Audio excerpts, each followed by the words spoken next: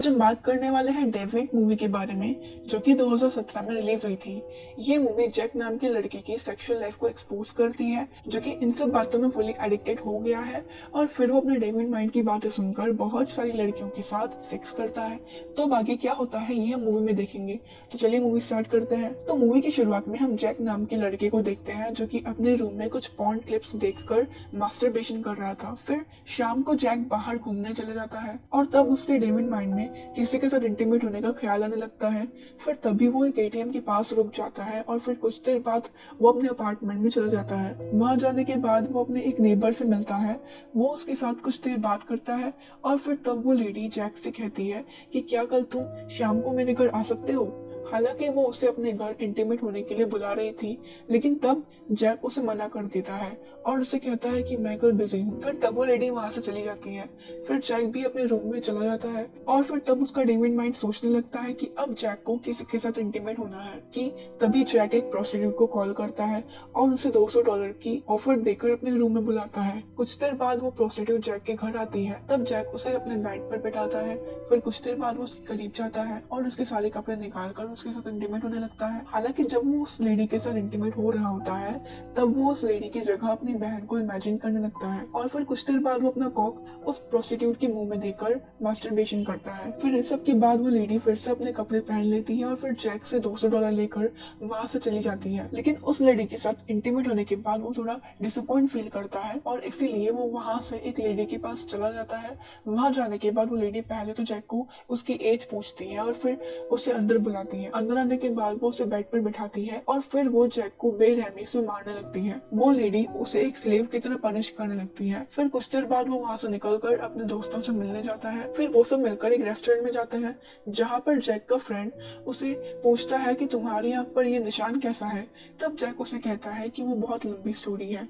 फिर जैक के फ्रेंड्स उसे कहते हैं कि अब तुम बहुत बदल गए हो, तुम्हारा बिहेवियर पूरी तरह से बदल गया है। तब जैक का एक फ्रेंड उसे पूछता है कि क्या तुम्हारे ऐसे बिहेवियर का रीजन मोनिका है। हालांकि मोनिका जैक की गर्लफ्रेंड थी, लेकिन इस बात पर भी जैक कुछ रिएक्ट नहीं करता, जिसके कारण उसके फ्रेंड्स उस पर गुस्सा होकर वहां से चले जाते हैं। फिर कुछ देर बाद जैक भी उस रेस्टोरेंट से बाहर आता है, लेकिन उसका डेविड माइंड उसे अब भी इंटीमेट सीन्स को याद करने के लिए मजबूर करता है। फिर तब जैक उसकी एक्स गर्लफ्रेंड के बारे में सोचने लगता है। हालांकि पहले उन दोनों में रिलेशन बहुत अच्छा था, लेकिन फिर कुछ दिनों बाद जैक की गर्लफ्रेंड मोनिका उसे बताती है कि तुम्हें बस सेक्स ही चाहिए और फिर इसी बात पर उन दोनों में झगड़ा हो जाता है और फिर तब से जैक सेक्स को लेकर और भी ज्यादा एडिक्टेड हो जाता है। फिर इसी बात से फ्रस्ट्रेट होकर जैक अपने एक फ्रेंड के पास जाता है, लेकिन कुछ ही देर में वो वहां से भी निकल जाता है और फिर एक आदमी से मिलता है जो उसे लेकर एक सेक्स क्लब में जाता है। हालांकि इस क्लब में लड़कियां सभी के सामने लड़के के कॉक को सक कर रही थी। इस क्लब में आने के बाद भी जैक का डेविड माइंड वही बातें सोचने लगता है। फिर तब जैक उस क्लब में ड्रग्स लेता है और फिर एक मास्क पहनकर उसी क्लब की कुछ लड़कियों के साथ एक रूम में चला जाता है। फिर कुछ देर बाद वो उस क्लब से बाहर आता है और तभी उसकी मुलाकात एक आदमी से होती है जो उसके साथ बहुत फ्रेंडली बात करता है और फिर कुछ देर बाद वो जैक को लेकर अपने घर जाता है और फिर तब वो जैक को अपनी वाइफ से मिलाता है और फिर जैक को उसके साथ इंटीमेट होने को कहता है। तब जैक भी अपने कपड़े उतार देता है और फिर उस लेडी के साथ इंटीमेट होने लगता है। वो आदमी भी अपनी बीवी को जैक के साथ इंटीमेट होता देख खुद भी मास्टरबेशन करने लगता है। कुछ देर बाद जैक उस लेडी को सेटिस्फाई करके वहां से अपनी बहन मॉली के घर जाता है। जब वो उसके घर जाता है तब वो देखता है कि मॉली बाथरूम में है और वो बात ले रही है, इसलिए वो बाहर ही उसका वेट करता है। फिर जब मॉली बाहर आती है तब वो जैक से बात करने लगती है।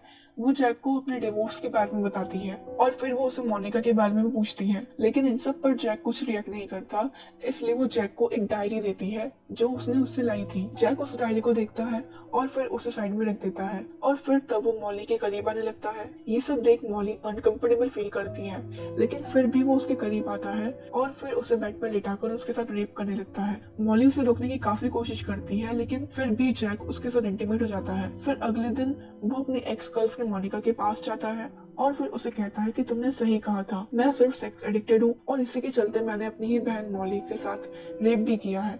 ये सुनकर मोनिका जैक पर बहुत गुस्सा होती है और फिर वहां से चली जाती है। तब जैक भी वहां से अपने घर जाता है। हालांकि तब उसे इन सब बातों पर रिग्रेट होने लगता है, लेकिन इन सब चीजों की वजह से वो मेंटली और फिजिकली डिस्ट्रैक्टेड हो गया था और इसलिए वो अपने डेविड माइंड पर कंट्रोल करने के लिए अपने ड्रॉवर से एक नाइफ निकालता है और फिर बाथरूम में चला जाता है। फिर वहां पर वो अपने सारे कपड़े उतार देता है और बात लेने लगता है और फिर कुछ देर बाद वो उस नाइफ से अपने कॉक को ही कट कर देता है। और फिर इसी डेंजरस एंडिंग के साथ ये मूवी यहीं पर खत्म हो जाती है। बाकी आपको कैसी लगी मूवी हमें कमेंट करके जरूर बताना, और ऐसी मूवीज